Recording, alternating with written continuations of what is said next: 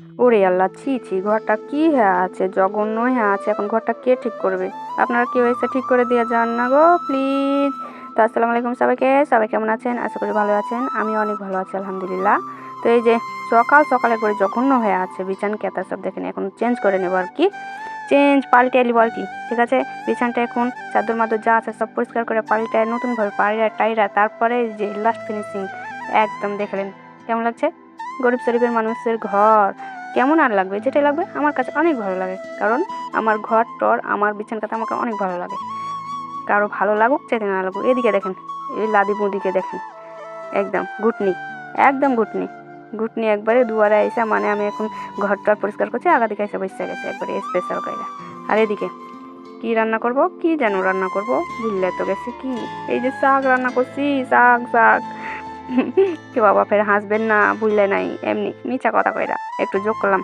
এই যে সুন্দরভাবে লইট্টা ঘুট্টা শাক, মানে পাঁচ মিশালের শাক কি বলে, আপনারা কি বলেন জানি না, আমরা তো লইট্টা ঘুট্টা শাক বলি। এইদিকে সুন্দরভাবে শাকগুলো পেঁয়াজ মরিচ ভেজে শাকগুলো লবণ হলুদ দিয়ে সুন্দর করে ভাজ্যা নিলাম। এইদিকে শাকটা কিন্তু সেই রকমের স্বাদ হয়েছিল, ঠিক আছে, মানে অর্গানিক বলেন, অরিজিনাল বলেন, আর কি বলবো বলেন, কি বলবো শাক দিয়ে মাইকা মাইকা ভাত খেতে, আর একটা মরিচ শুধু এত সুন্দর লাগে যে বলার মুখের ভাষাই নাই খো, এত সুন্দর লাগে শাকগুলো দিয়ে ভাত খেতে। এই শাক যদি পাই তো আর কিছু লাগবে না। এই মাছটাই আমি খাইনি, মানে পরে খাইছি আর কি, আগে শাক দিয়ে ভাত খেয়েছি, তারপরে মাছ, তারপরে তো মাছ রান্না করবো। মাছের জন্য তেলটাকে গরম কইরা এইদিকে তেল দিয়ে দিলাম। গরিব মানুষের মাছ তেল। ফ্রিতে একটা টিপস দিই, ঠিক আছে, লাইফে জীবনে মানে আপনার লাইফে একটা মানে ভালো কিছু করতে গেলে, জীবনে ওপর দিকে উঠতে গেলে, সামনে এগিয়ে যেতে হলে অনেক জনের অনেক কিছু শুনতে হবে, ঠিক আছে। তো কোনো ব্যাপার না, শুনবো, আল্লাহ যদি দেয় উপরে উঠতে পারি তো অবশ্যই উঠবো, আল্লাহ যদি না দেয় না পারবো না করবো তো কি আছে বলেন। তখন তো বলবে যে এই তো করতে পারলি না, হইলো না টইলো না, তো কিছুই করার নেই। আল্লাহ যদি আমাকে উপরে উঠার সাহায্য করে তো অবশ্যই উঠবো, কারো কিছু করার নেই, ঠিক আছে। তো আপনারা সবাই দোয়া করবেন, এটা কিছু নয়, পাশে থাকবেন, লাইক কমেন্ট করবেন, সবার জন্য অনেক ভালোবাসা রইল। তো তেলাপিয়া ছাড়া মনে হয় জুটে না আর কি, সরি মিথ্যা কথা বললাম। তেলাপিয়া মাছটা একটু ভালো লাগে, কাটাও কম থাকে, এটাই বেশি খাওয়া হয় আর কি। তো এই তো ভাজ্যা সুন্দরভাবে উল্টাইয়া পাল্টাইয়া নিয়ে তারপরে হাত পা ভাঙা কড়াইয়ে বেঁধা বাইরে একবারে কলা দিয়ে রান্না করবো। কলা কি কলা বলে এগুলা, মানে বিচি নাই কলা, কি বলে যেন কলাগুলা, আর নাম মনে পড়ছে না, আপনারা কমেন্টে জানিয়ে দেবেন।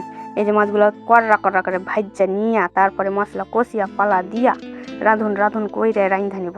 রান্ধা বাড়া গেলা কেমন লাগে রে সবাই রে, সবাই রে ভালো লাগে আমার রান্না? ভালো যদি লাগিয়া থাকে তো একটা কমেন্টে জানাবেন, পাশে থাকবেন, আর আমাকে ফলো দিয়ে দিবেন একটা প্লিজ। আর এই তো কলাগুলো কইসা নিছি সব কইরা একটা ফেসবুক পেজ খুললেছি তো কিছুই হয়নি। কই কি হয়েছে, একটা ফলোয়ার বাড়ছে না, নাকি কোনো ভিউ যাচ্ছে না, নাকি আমি কিছুই পাচ্ছি না। আল্লাহ, তুমি আমাকে ফলোয়ারগুলো একবার আকাশ থেকে নামিয়ে দাও। যোগ করলাম, ফানি কথা বললাম, ঠিক আছে, মাইন্ডে নেবেন না। ভিডিওগুলো যদি ভালো লাগে অবশ্যই লাইক কমেন্ট করবেন, সবার জন্য অনেক ভালোবাসা রইলো।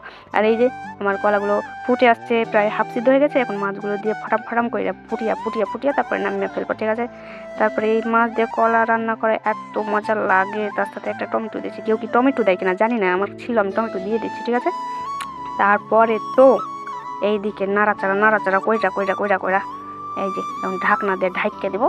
তারপরে একটু ভরভর করে ফুটটা আসার পর জিরার গুঁড়া দিয়ে নামিয়ে ফেলবো, ব্যাস সমাপ্ত হয়ে যাবে রান্ধন বাড়ন। তারপরে খাইতেই থাকবো সারাদিন, ধৈর্যই খাবো। ভোকা দিয়ে কথা বলছিলাম, সারাদিন কি খাওয়া যায় বললেন তো। এই যে তো ভিডিওটা তাহলে এখানেই শেষ করবো নাকি, সবাইকে আল্লাহ হাফেজ, বাই টাটা।